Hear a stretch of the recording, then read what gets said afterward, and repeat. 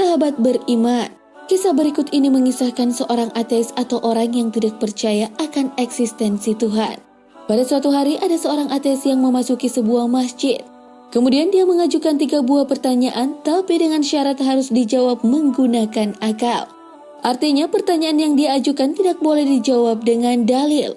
Karena orang ateis memang selalu mengukur segala sesuatunya menggunakan akal atau bukti-bukti ilmiah, dan mereka beranggapan bahwa dalil-dalil hanya percaya oleh pengikutnya saja. Sedangkan dia orang yang tidak percaya dengan Tuhan. Oleh karena itu, ia memberikan syarat agar pertanyaannya tidak boleh dijawab menggunakan dalil. Lalu, ia menantang orang-orang yang ada di masjid itu untuk menjawab pertanyaan-pertanyaan berikut. 1. Siapa yang menciptakan Allah? Bukankah semua yang ada di dunia ini ada karena ada penciptanya? Bagaimana mungkin Allah ada jika tidak ada penciptanya? 2. Bagaimana caranya manusia bisa makan dan minum tanpa buang air? Bukankah itu janji Allah di surga?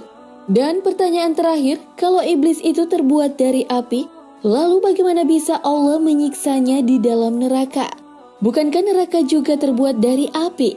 Sahabat beriman, mendengar pertanyaan dari sang ateis tersebut, tak ada seorang jamaah mampu menjawab pertanyaan tersebut. Kecuali salah seorang pemuda, ia kemudian menjawab 3 pertanyaan di atas. Satu persatu pemuda tersebut mencoba menjawabnya.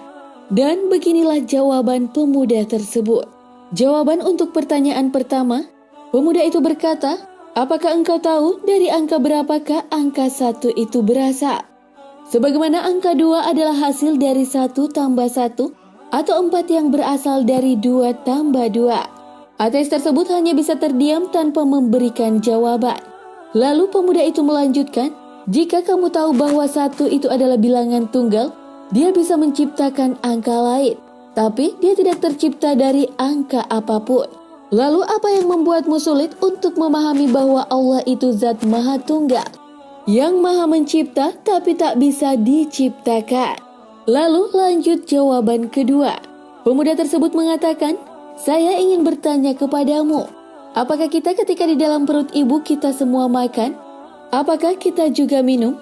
Kalau memang kita makan dan minum, lalu bagaimana kita buang air ketika dalam perut ibu kita dahulu? Jika engkau dulu percaya bahwa kita dulu makan dan minum di perut ibu,